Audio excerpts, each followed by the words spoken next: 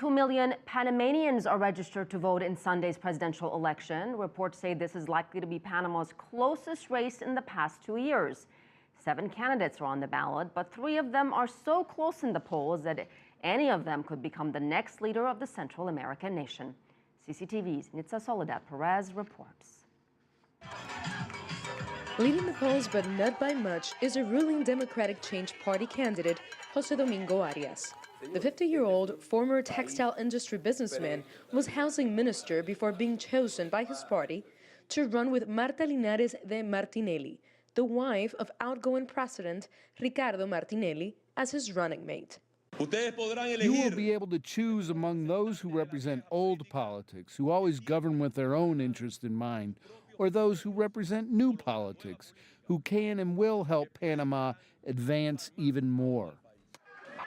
Arias' close ties to the president have led many to say his candidacy is a facade for Martinelli, who has presided over strong economic growth fueled by infrastructure spending.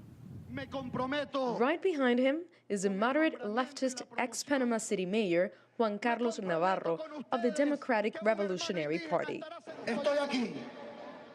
I am here because I am convinced the ruler should respect the people and not make fun of them. For me, your food, your security, and your health are more important. And trailing third is current Vice President Juan Carlos Varela of the Panamanista Party. Varela has promised to continue with projects started by the current government, but with more transparency. Nothing nor anybody will stop me from giving Panama a better future, where we will continue with the works, but with transparency and a more humane budget focused on improving the quality of life in the city neighborhoods and the country's communities and all regions. While lauded for recent economic gains, the Martinelli government is also perceived by some Panamanian voters as corrupt. I want the next leader of Panama to respect the separation of power.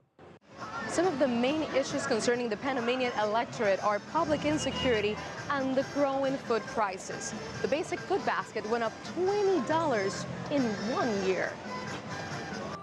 Despite having the highest minimum wage in Latin America, the increased cost of living is being felt by the lower classes. Look, people here do not want to eat fried food. They just want to eat their rice, beans, good food, but the fried stuff is just cheaper. There are no sharp ideological differences among these 3 top contenders. So Panamanians will need to decide which one they feel will best support their needs. Nitza Soledad Perez, CCTV, Panama City.